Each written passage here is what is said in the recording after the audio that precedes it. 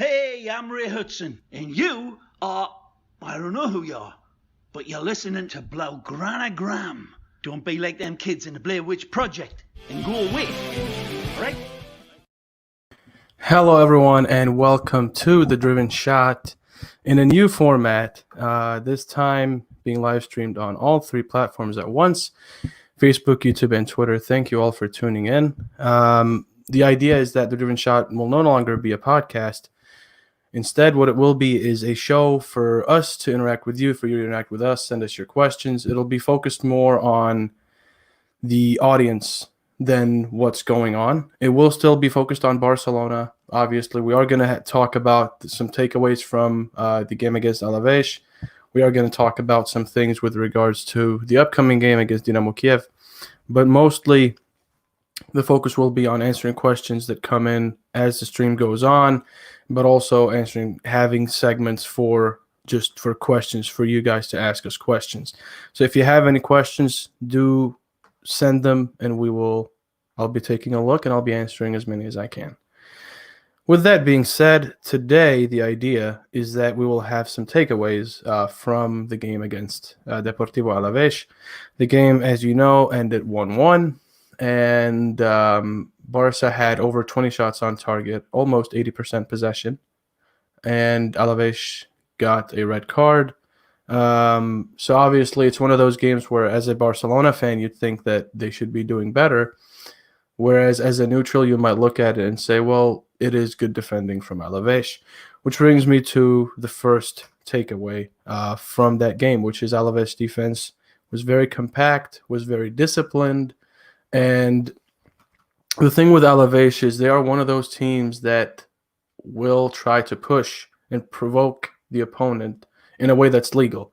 So they'll obviously they did get a red card, so that goes against the argument, but they were a side that knew how to defend. They had pretty much everyone back and opted for the counter-attacking football. It worked for Alaves, obviously. They put enough pressure on Piqué and Neto to get the opener not too late into the game. And it's one of those games where you really look at it and you think, could Alaves have won the game? I mean, they didn't look very threatening, but they definitely had the control they wanted to have. They didn't dominate possession. They didn't dominate shots, nor shots on target, but they did control the aspect of the game that they wanted to control. They wanted to block Barcelona out the game. They converged a lot on Lionel Messi and Ansu Fati, not allowing them to do a whole lot. Dembele was practically not invisible, but you could see he was being limited in that game. And I think that's something to consider, considering that last game Barcelona had, Dembele was, well, before the Alaves game, Dembele looked really, really good, and he looked like a really solid player, looked like he's regained his confidence, which also was that's the incentive for Ronald Koeman to start him again. And I think Koeman did the right thing when it came to that. And I think right now the team is in a state where they are slowly rebuilding. It is a process, and obviously there are parts of the team where you think where you think that Barcelona do need to improve, whether that's in personnel or whether that's in the style that's being played. But I think considering the transfer market that just passed by, considering the ongoing pandemic, although I would have liked to see Barcelona play with a number 9, I think I don't know if that would have helped a lot this game. The only real 9 that Barcelona have right now is Martin Braithwaite, and when you put him on for the last 10 minutes or so, he's not going to be able to have as much of an impact as he'd like to. I mean, he's a player who has a good mentality, knows how to make the runs in behind, knows how to play 1-2s with his teammates, or how to hold. He has good hold up play, knows how to keep the ball rolling.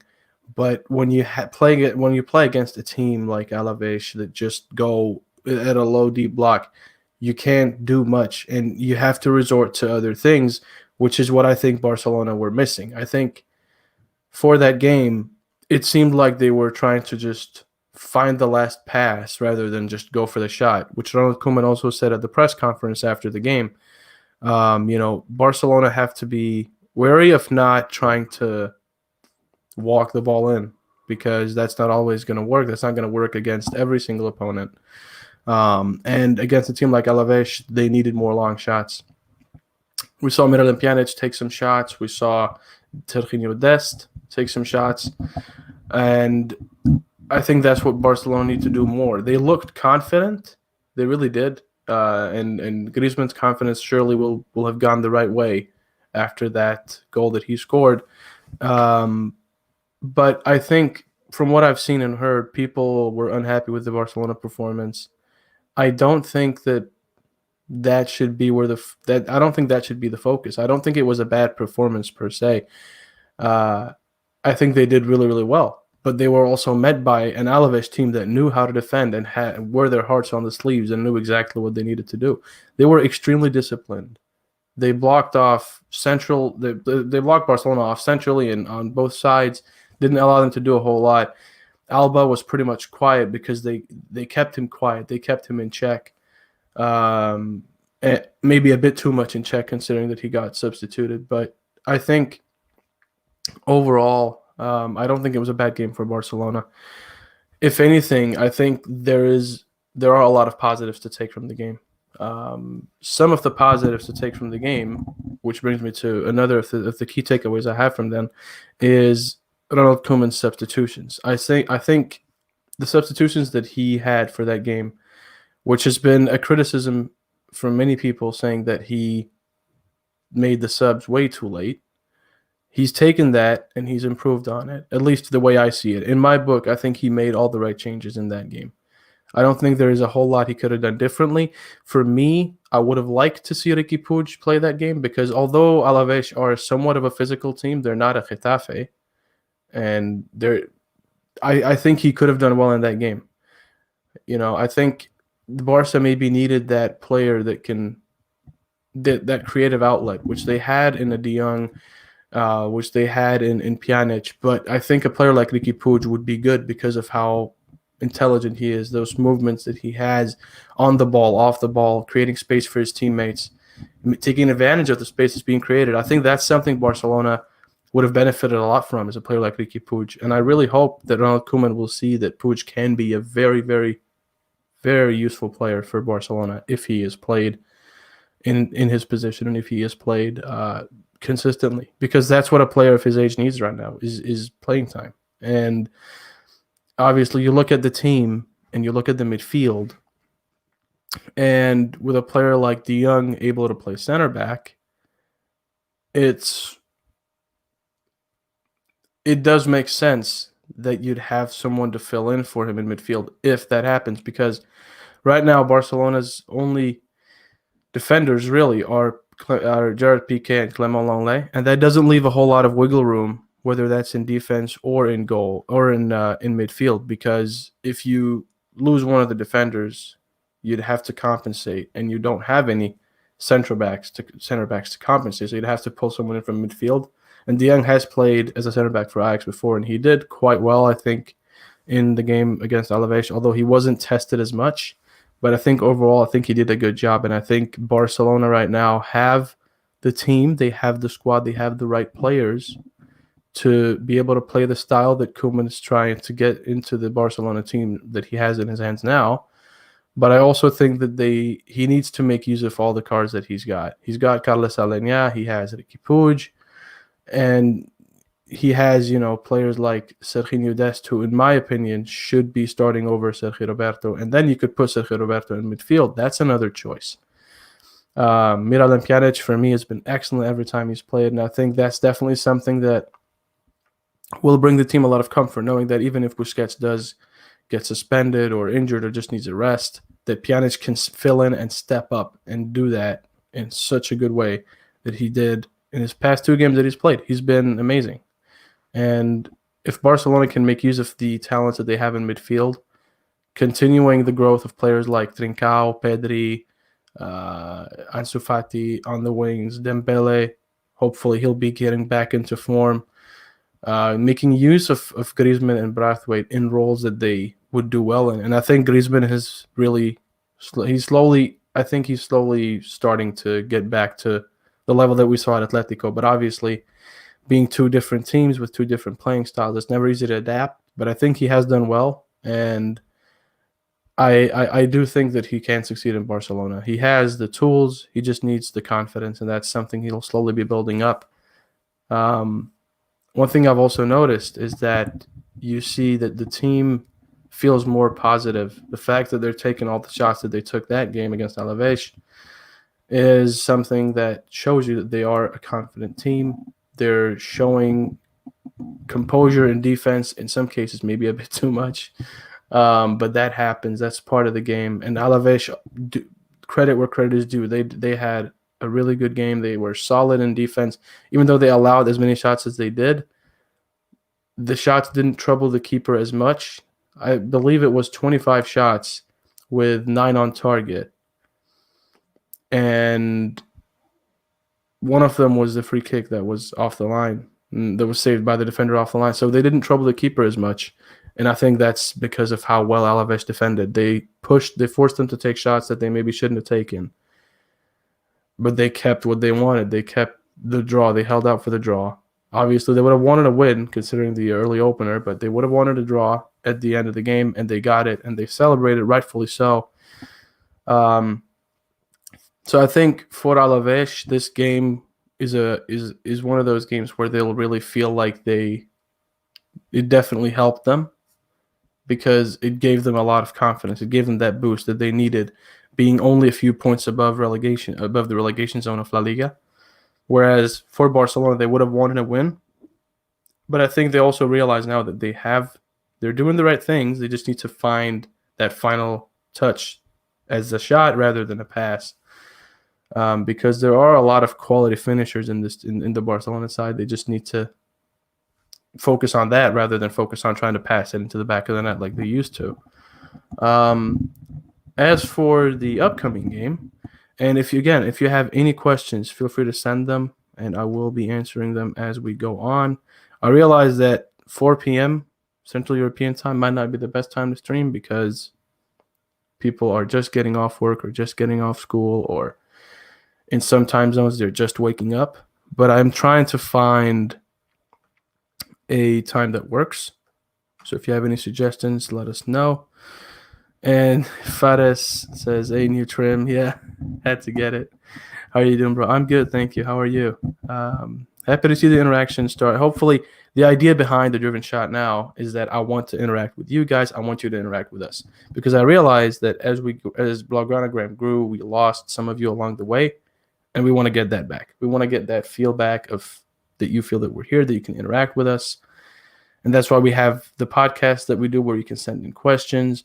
We have this show that will be going on every Monday, live on all platforms. So no matter where you're watching from, you should be able at least to send us some comments or some questions, whatever you may have, whatever that may be, and sort of try and rebuild this community.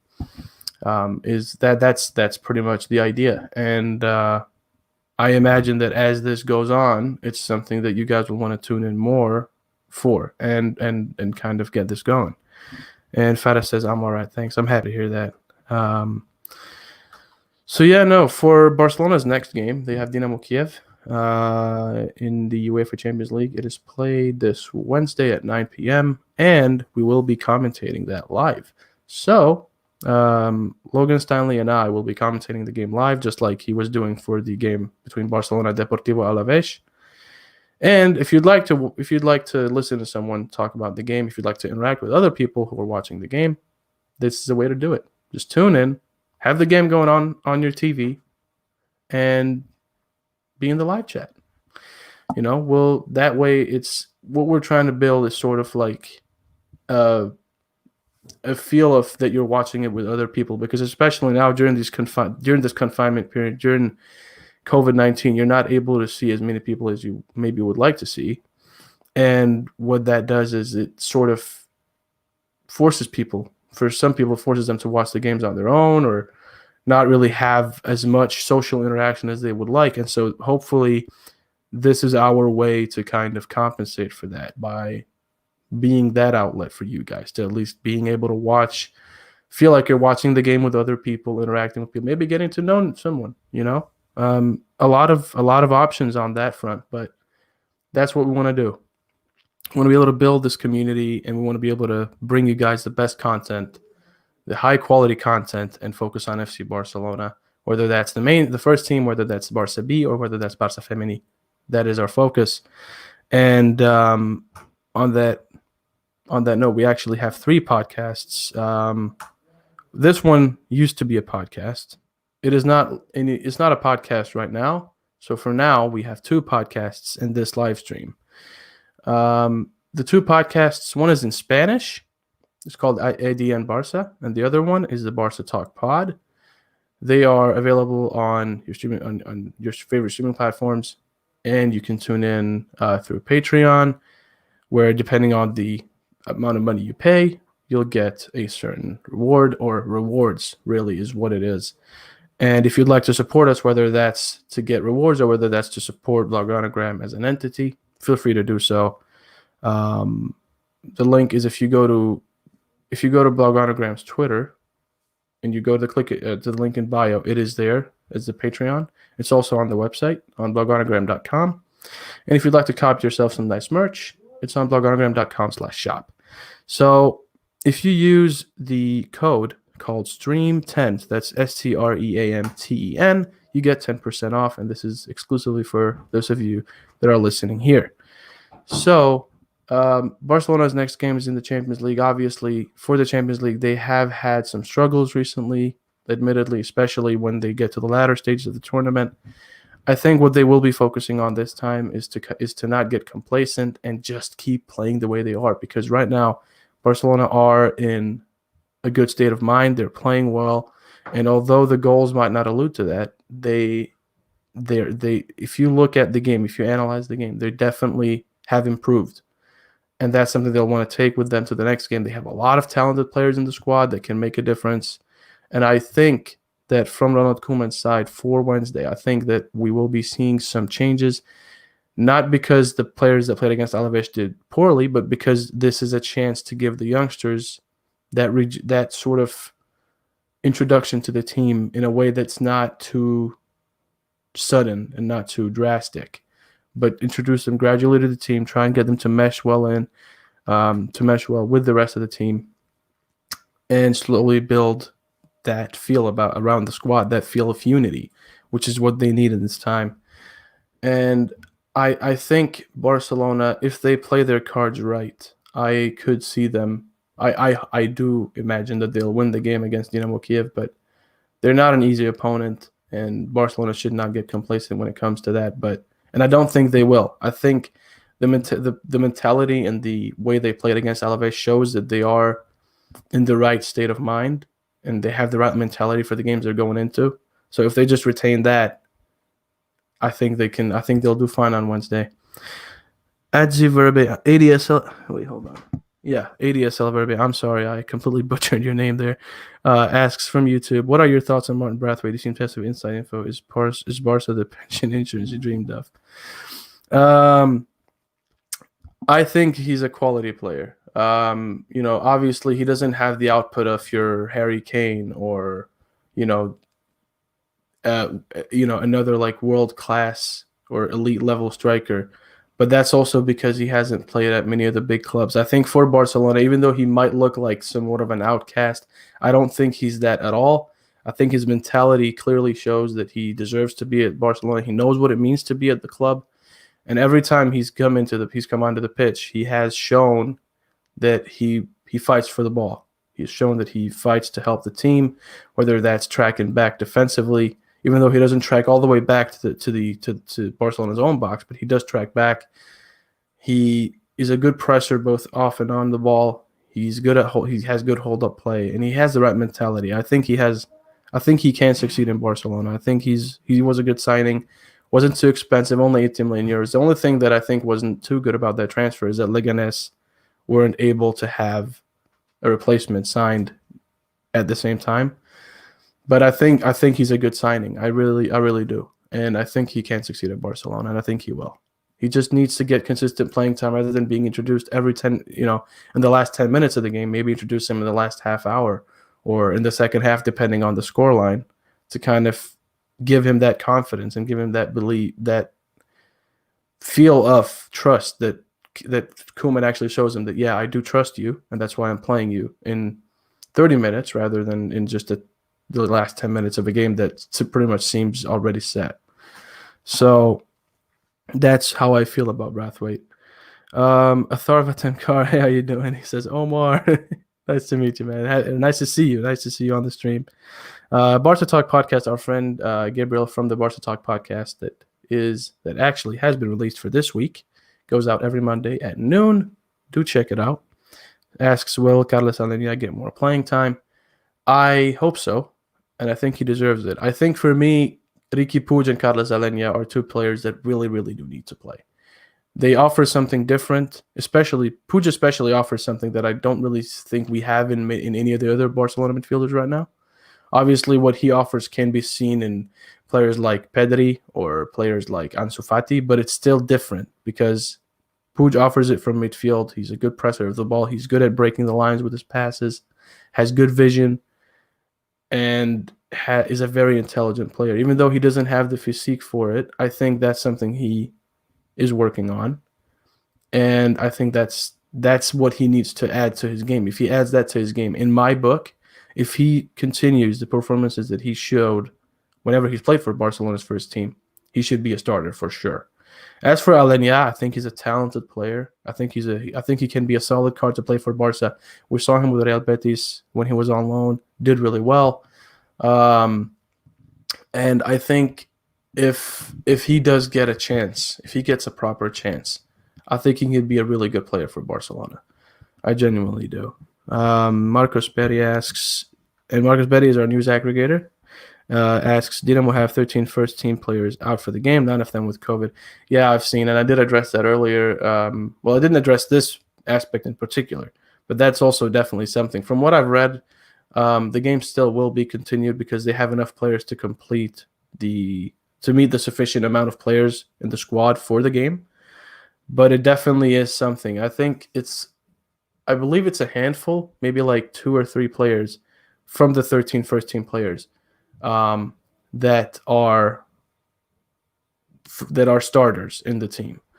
So that's something to consider. It will definitely hurt Dinamo, but I don't think that Barcelona should go into this game, or that fans should go into this game thinking, yeah, it's going to be a walk in the park for Barcelona, because I definitely don't think it is.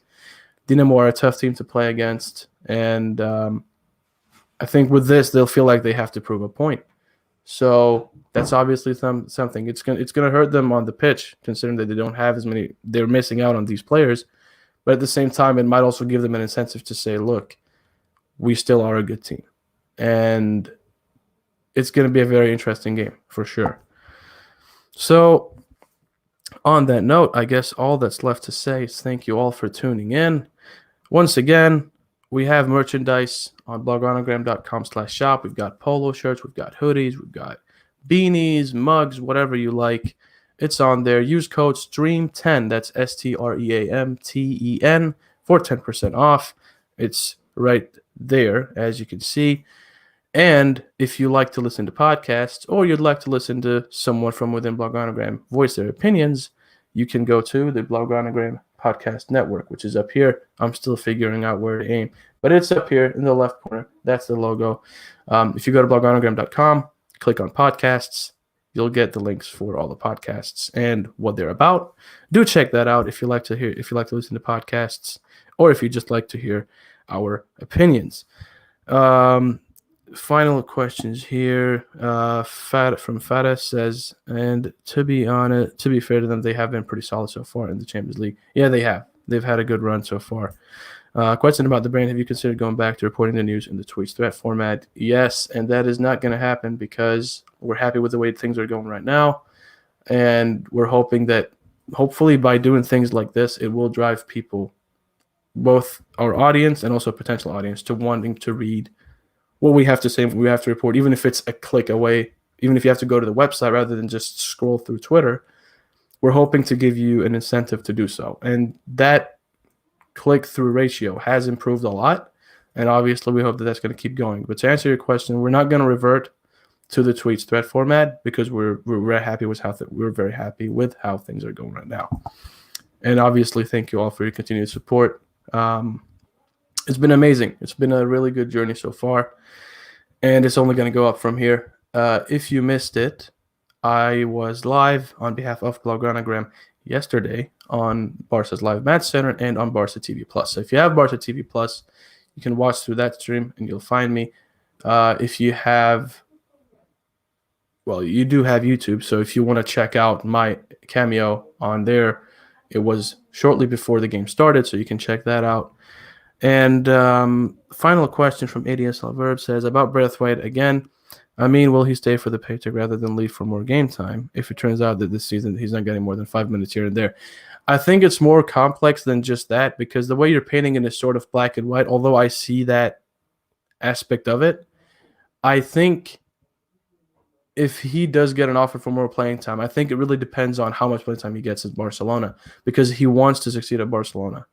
He really does. He has his mindset. He could have moved to West Ham, as many outlets reported in the summer, but as we confirmed through sources, he's staying in Barcelona. He wants to stay, and the club want him to stay.